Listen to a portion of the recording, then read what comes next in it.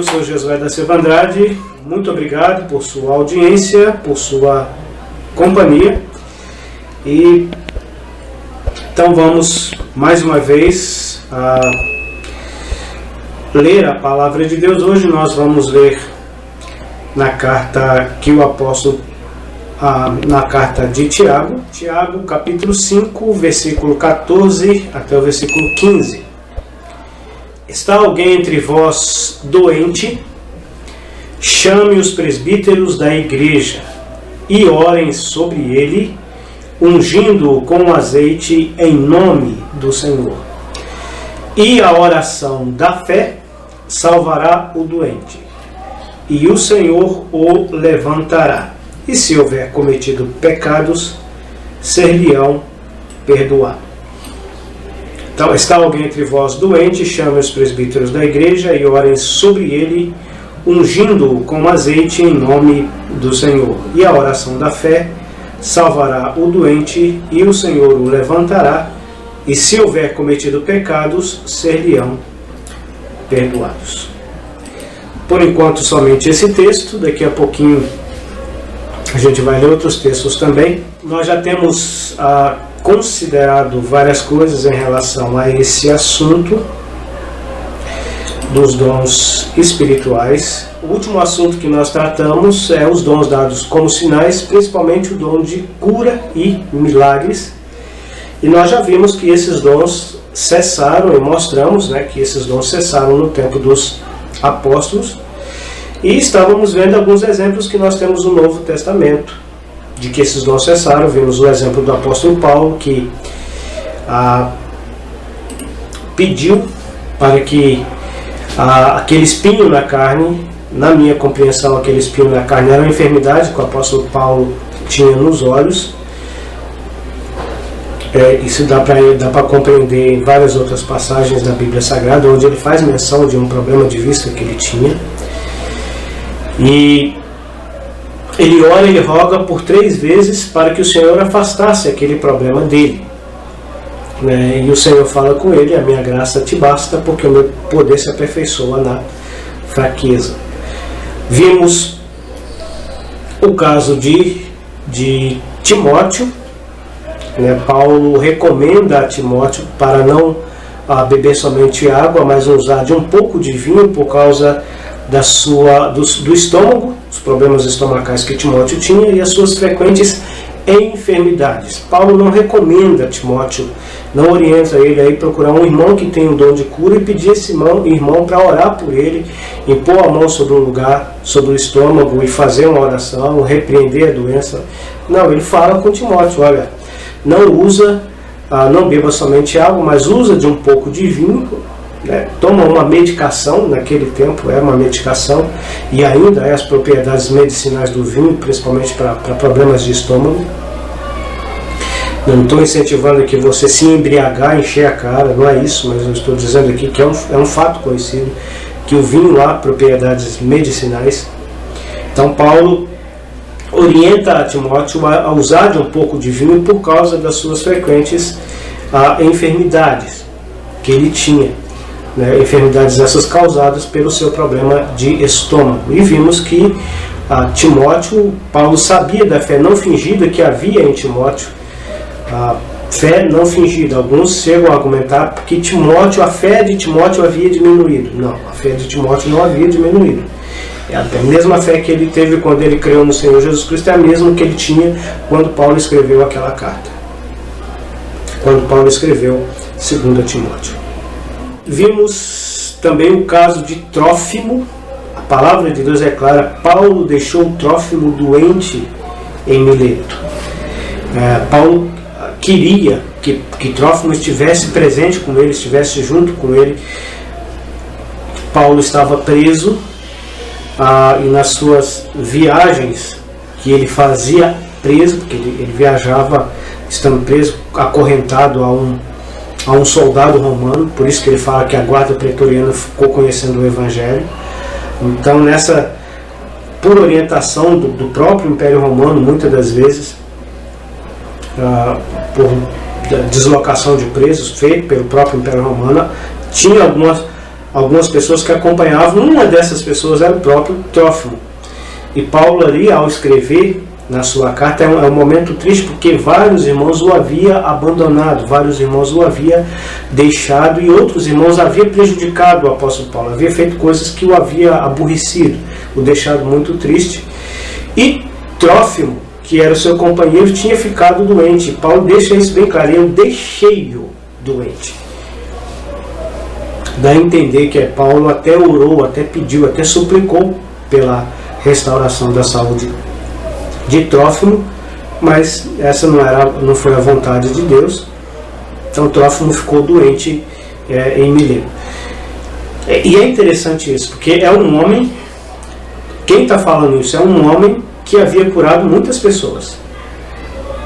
Quando o dom de cura estava em evidência de uma maneira clara, sendo usado, Deus usando o dom de cura de uma maneira clara para autentificar a mensagem da sua palavra, Paulo foi muito usado nesse aspecto pelo Senhor, mas ali, no final da sua vida, ele está deixando um dos seus companheiros doente. Por quê? Não é porque a fé dele tinha diminuído? Não. Não é porque a fé do apóstolo Paulo tinha diminuído, porque ele deixa isso bem claro: combati o bom combate, acabei a carreira, guardei a fé. A mesma fé que ele tinha quando ele converteu, quando ele realizou os milagres, era a mesma fé que ele tinha quando deixou o Trófimo doente. Por que ele não curou o Trófimo? É porque ele já não tinha mais aquela capacidade. Deus havia dado aquela capacidade, e Paulo entendia isso, tinha pleno discernimento disso. Por isso que ele fala: deixei-o doente em Mileto. Mas, e nós paramos aqui a ordem de Tiago. A ordem de Tiago. Tiago deixa bem claro isso, né? Está alguém entre vós doente? Chame os presbíteros da igreja. Chame os presbíteros da igreja e orem sobre ele, orem sobre aquela pessoa, ungindo com azeite em nome do Senhor. Esse ungindo com azeite, principalmente por causa de algumas práticas, né, em alguns segmentos religiosos, tem trazido uma confusão. Tem trazido uma confusão para a maioria das pessoas. Mas é claro que esse ungir com azeite não está se referindo a uma cerimônia especial onde a gente vai lambuzar a cabeça da pessoa de azeite. E nem também aquela prática do Velho Testamento, que aquela prática do Velho Testamento de ungir objetos e pessoas estava relacionado ao serviço no templo, e a partir do momento que era usado aquele óleo que tinha no templo, aquele óleo não pode ser feito por qualquer pessoa, tinha que ser feito pelos sacerdotes, e tinha que ser feito de acordo com as medidas estabelecidas por Deus, e deveria ser usado só ali no templo, e para as coisas do templo e nas pessoas que iam trabalhar no templo. E em alguns casos especiais foi usado, por exemplo, para ungir o rei Davi, o rei Salomão, e para ungir profetas. Mas é um outro caso isso. O azeite que está sendo mencionado por Tiago aqui não é aquele mesmo azeite que era usado lá no templo no Velho Testamento. O azeite ali era a aplicação do azeite como um remédio, porque o azeite também tem propriedades medicinais. E um exemplo disso é na parábola do bom samaritano, no Evangelho de Lucas, capítulo 10. Você pode conferir lá depois. Você vai observar que aquele homem que havia caído na mão dos salteadores, que estava descendo de Jerusalém para Jericó e caiu nas mãos dos salteadores, quando o samaritano foi socorrer aquele homem, o samaritano untou a ferida deles com azeite e vinho. Azeite e vinho tinham propriedades medicinais e era usado para curar feridas e doenças. Tá? E doenças. Então, quando fala ali, tá ordenando-se a usar a medicina. Tá? Existem algumas religiões, alguns fanáticos religiosos que chegam a dizer que o cristão que toma remédio é um cristão que está tendo falta de fé. E não. O próprio Senhor Jesus Cristo diz que os sãos não precisam de médico, e sim os doentes. Numa clara referência que a medicina, ela é o recurso providenciado por Deus para nos socorrer. Para nos socorrer. E na minha compreensão, o azeite aqui que está se referindo o azeite é usar a medicação, usar a medicina. Era um remédio que era aplicado, que era muito comum naquela época. Então, Tiago está deixando bem claro, dirigido pelo Espírito Santo. E a gente tem que entender isso. Quem está guiando os servos de Deus a escrever as Escrituras Sagradas é o Espírito Santo. E jamais o Espírito Santo iria entrar em contradição com o Senhor Jesus Cristo. Jamais. Porque o Espírito Santo e o Senhor Jesus Cristo são um só. Eles não se contradizem. Antes eles se complementam. E se o Espírito Santo está inspirando a Tiago a dizer essas palavras aqui, é porque o dom de cura já não estava sendo usado aqui. O que Tiago diz?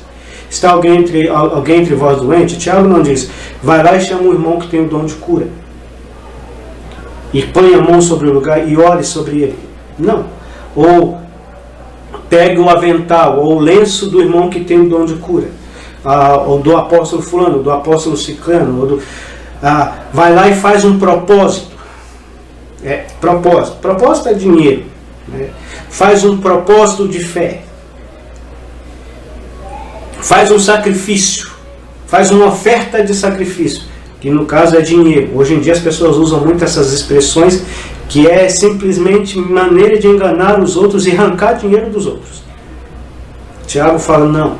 Chame os presbíteros da igreja. Os presbíteros, uma pluralidade. Cada igreja local deve ter pelo menos 2 presbíteros. E orem sobre ele. Ou seja, orando sobre a pessoa. Né? Interessante isso. Ele não diz, vai a uma reunião de cura e libertação. Vai a um culto de milagres. Não, ele fala, chame os presbíteros da igreja. E os presbíteros da igreja orem sobre a pessoa. Né, ungindo com óleo, no caso, aplicando o remédio, né, em nome do Senhor, como se estivesse fazendo isso para o Senhor. Para o Senhor. Né, levar a medicação como se estivesse fazendo isso para o Senhor, em nome do Senhor. Ele não é simplesmente usando o nome de Cristo, como muita gente pensa, como se o nome de Jesus fosse uma palavra mágica, uma palavra mágica. Ao você proferi-lo, aquele mal vai sair, aquele problema. Não é isso. Mas é como se estivesse fazendo aquilo para o Senhor. A ideia de em nome do Senhor é isso, fazendo algo como para o Senhor. Aí o que o texto diz? E é isso que é importante da gente destacar aqui. E a oração da fé. Não é o óleo, não é o azeite, não é a unção, é a oração da fé. E observando aqui a oração da fé. Não é a oração com fé. Diferente também. É a oração da fé. O que é isso? É a oração que está de acordo com a fé. O que é a fé nesse sentido aqui? É o conjunto de doutrinas que uma vez foi entregue aos santos. É os ensinos que a palavra de Deus nos ensina com respeito à oração. É claro que a oração tem que ser feita com fé, sem sombra de dúvida. Tiago vai dizer isso aqui. Porque se nós pedimos alguma coisa a Deus, ele vai falar de sabedoria, mas nós devemos pedir com fé. Mas ele não usa a expressão com fé, que ele fala da fé. Ou seja, os princípios da palavra de Deus ensinadas sobre a oração. E nesse caso aí, nós vamos buscar a vontade do Senhor. Né? Nós vamos ser humildes, nós vamos orar dentro da vontade de Deus, conforme o ensino, os princípios estabelecidos dentro da palavra de Deus com respeito à oração. Enfim, a série de princípios que tem de como deve ser feita a oração do cristão, né? Com reverência, com temor, sem vãs repetições, respeitando a vontade de Deus, nos colocando como servos de Deus, como servos dele, reconhecendo o senhorio, o domínio, o controle dele sobre todas as coisas, enfim. Mas é interessante isso. Essa ordem de Tiago já é mais do que suficiente para provar que já no tempo dos apóstolos o dom de cura e de milagres já havia cessado. Mais uma vez repetimos, não quer dizer que Deus não cure, não quer dizer que Deus não faça milagres. Aliás, toda vez que uma pessoa arrepende de seus pecados e crê no Senhor Jesus Cristo, está acontecendo um milagre, o maior de todos os milagres, que é o milagre da salvação de um pecador. Deus faz milagres, continua fazendo milagres todos os dias. Aliás, vou até mais profundo ainda. Cada vez que nós deitamos à noite, adormecemos, praticamente perdemos o controle de tudo nas nossas vidas, porque adormecemos. Pode acontecer uma série de coisas, mas aí nós acordamos para mais um novo dia. Mais uma vez Deus realizando milagres nas nossas vidas. Sabe, é o mesmo Deus. Nós estamos vivendo a cada dia, a cada momento milagres. E eu fico pensando em pessoas que ficam aí caçando milagres, sendo que Ele, ao acordar de manhã, todas as manhãs, está vivendo um novo milagre a cada dia e fica saindo caçando milagres. E, claro, o novo nascimento é o maior milagre que pode acontecer com o ser humano. Então, é interessante isso. Mas, no caso, nesse sentido de milagres, de como sinais, né, cessou no tempo dos apóstolos. Agora, por que era necessário? Por que foi necessário? A necessidade dos dons de sinais no início da igreja. Por que isso foi necessário? Por causa da mentira dos judeus. Mateus capítulo 28, versículo 11 até o versículo 15. Olha só. E quando iam, eis que alguns da guarda, chegando à cidade, anunciaram aos príncipes dos sacerdotes todas as coisas que haviam acontecido. E congregados eles com os anciãos e tomando conselho sobre si, deram muito dinheiro aos soldados, dizendo: dizei, vieram de noite os seus discípulos e dormindo nós o furtaram. E se isto chegar ao ouvido pelo presidente, nós o persuadiremos e vos poremos em segurança.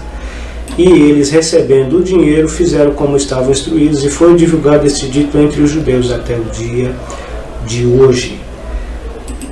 Ou seja, o Senhor Jesus Cristo havia ressuscitado dentre os mortos.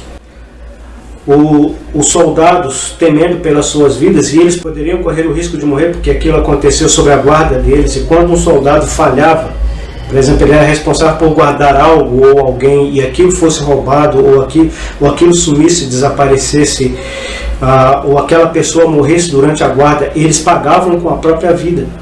Então o Senhor Jesus Cristo ressuscita dentre os mortos. Eles são testemunhas de que o Senhor Jesus Cristo ressuscitou. E eles vão contar, e os judeus falam: não, vocês não podem contar isso não. É a fake news, né? Notícia falsa: não, vocês não podem contar isso não. Se vocês contarem isso, vocês vão prejudicar demais a gente. Você não pode falar isso não.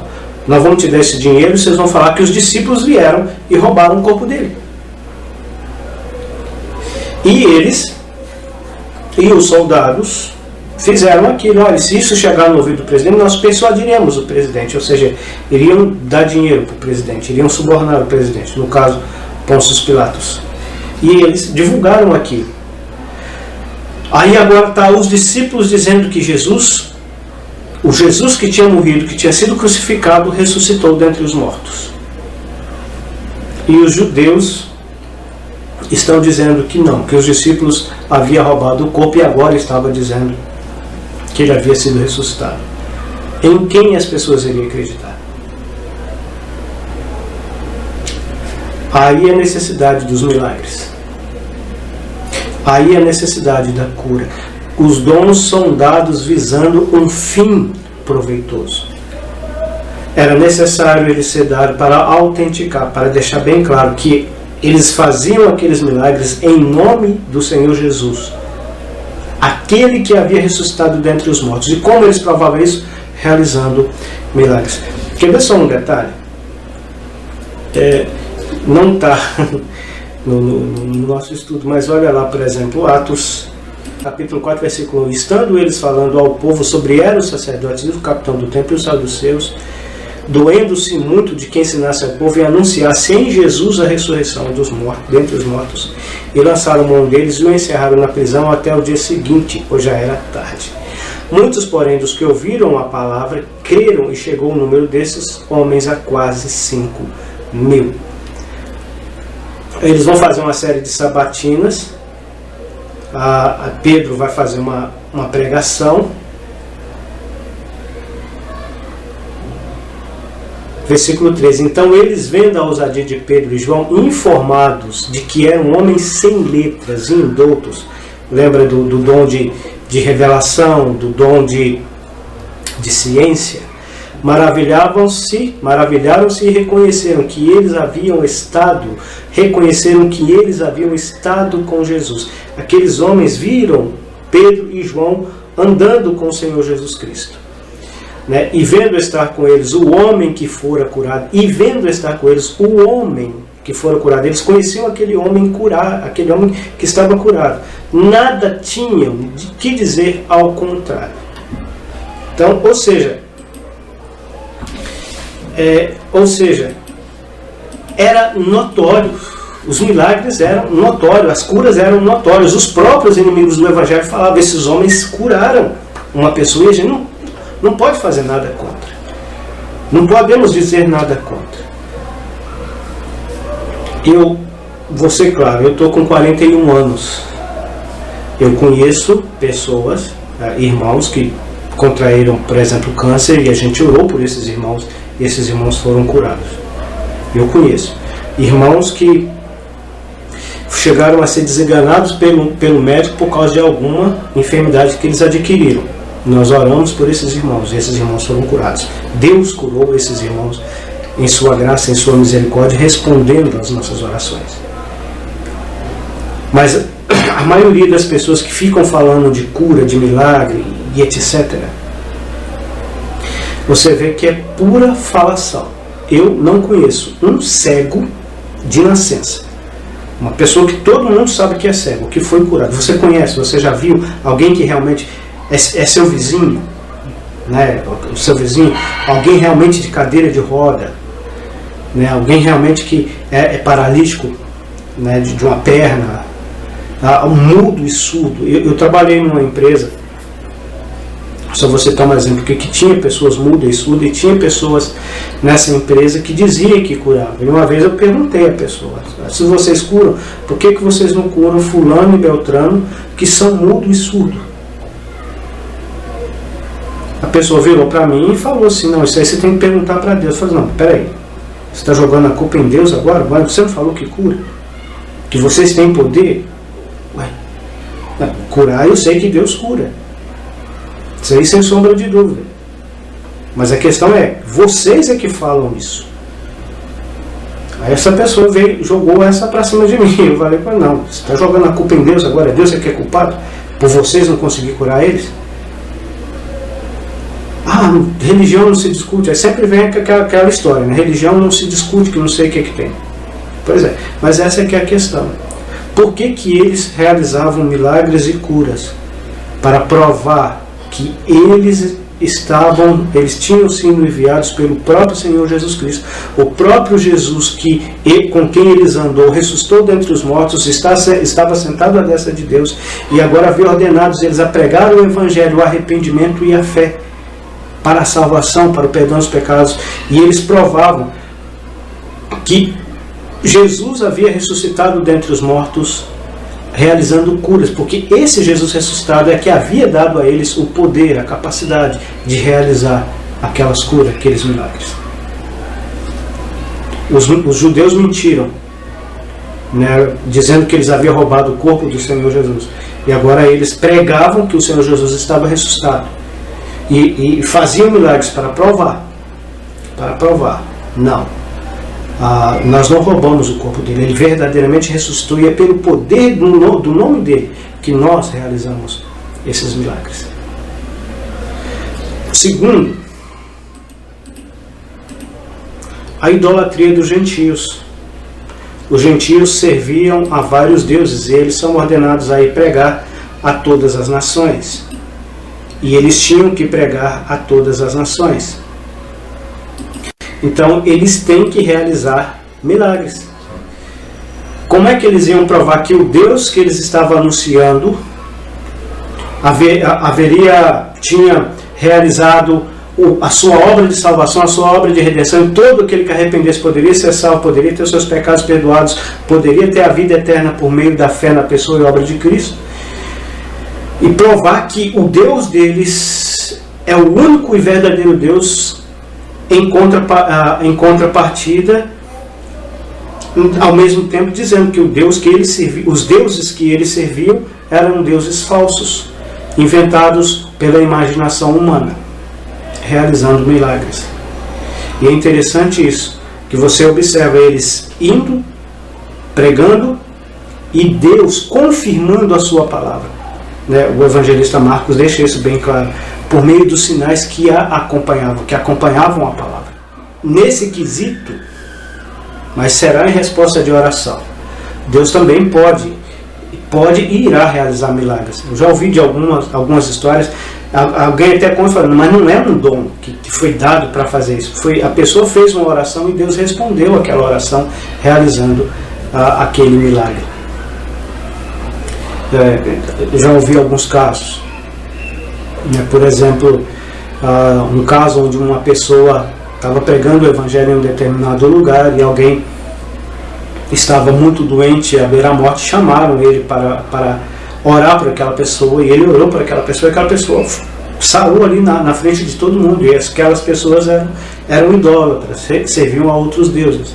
E houve uma conversão naquela família, mas no caso, Deus ouviu a oração daquela pessoa, respondeu a oração daquela pessoa, fez aquele milagre. É diferente de alguém ir lá e colocar a mão e curar, colocar um lenço e curar, a sombra dele passar e curar. Eu espero que você esteja entendendo isso. Os dons como foram dados, de cura como foram dados no início da igreja, não tem mais nos dias de hoje. Não é que a fé diminuiu, não é isso, é porque não há necessidade para ele nos dias de hoje. Hoje Deus responde orações, quando é da vontade dele, para a honra e glória do nome dele, para a salvação dos perdidos. É diferente. Então, os sinais eram dados também por causa disso. Era um meio para Deus mostrar que Ele é o verdadeiro Deus, único, todo-poderoso, enquanto aquelas pessoas serviam aos deuses falsos inventados pela imaginação humana. Então, havia essa necessidade. Hoje, a Bíblia é traduzida para quase todos os idiomas.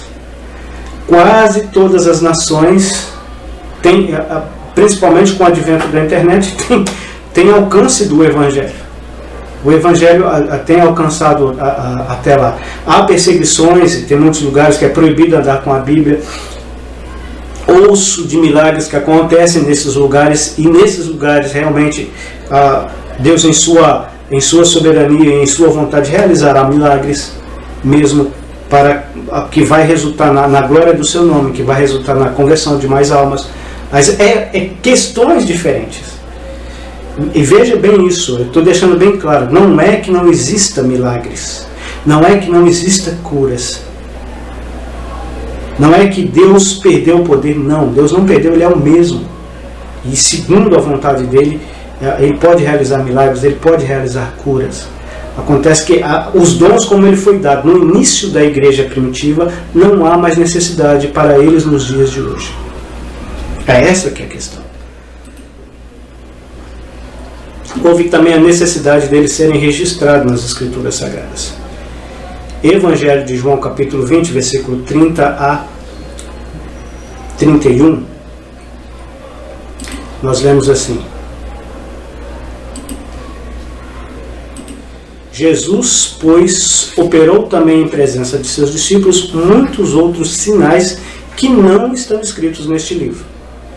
Estes, porém, foram escritos para que creiais que Jesus é o Cristo, o Filho de Deus, e para que, crendo, tenhais vida em seu nome.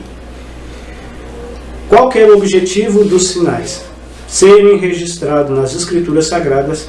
E João chega a dizer ainda, né? Jesus operou na presença dos seus discípulos muitos, a palavrinha muitos, outros sinais que não estão escritos. Estes foram escritos para que creiais que Jesus é o Cristo, Filho de Deus, e para que crendo tenhais vida em seu nome. Então qual foi o objetivo dos sinais?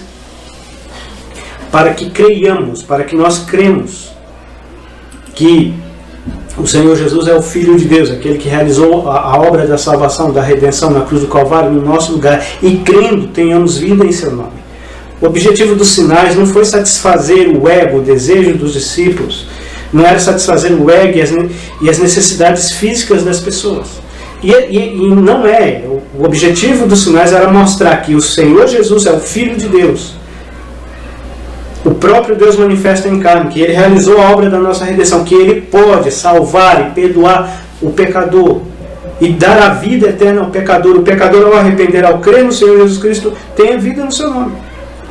E esses sinais foram registrados para isso. Para isso. Hebreus capítulo 11 e o versículo 1, né, a palavra de Deus vai nos dizer: ora, a fé é o firme fundamento das coisas que se esperam e a prova das coisas que não se veem. Nós não vimos o Senhor Jesus Cristo realizando milagres. Nós não vimos o Senhor Jesus Cristo andar por esse mundo e pregar o Evangelho. Nós não vimos o Senhor Jesus transformar a água em vinho. Nós não vimos o Senhor Jesus Cristo andar sobre as águas. Nós não vimos o Senhor Jesus crucificado. Nós não vimos o Senhor Jesus Cristo ressurreto. Mas nós cremos. Por que nós cremos? Porque a sua palavra diz isso. Isso é que é fé. Eu já tive a tristeza, eu ia falar privilégio. O privilégio é quando é uma coisa boa, mas é a palavra errada, eu ia usar o termo errado. Eu tive a tristeza, né, a infelicidade de conversar com pessoas e elas dizerem que não gostam de igrejas que não têm milagres, que não têm sinais, que não tem essas encenações. Para mim isso são encenações.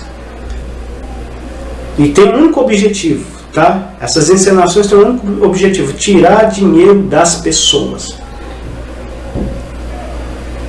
Tirar dinheiro das pessoas, porque é muito difícil dessas supostas reuniões de milagres, eles não passar 3, 4 vezes com a vasilha da coleta. E é interessante que o Senhor Jesus Cristo não cobra nenhum centavo. Você não vê o Senhor Jesus Cristo cobrando nenhum centavo por nenhum milagre que Ele fez. Nem Ele e nem os apóstolos. Nem Ele e nem os apóstolos. Você não vai encontrar. E o próprio Senhor Jesus Cristo, Ele diz: de graça recebei, de graça dai.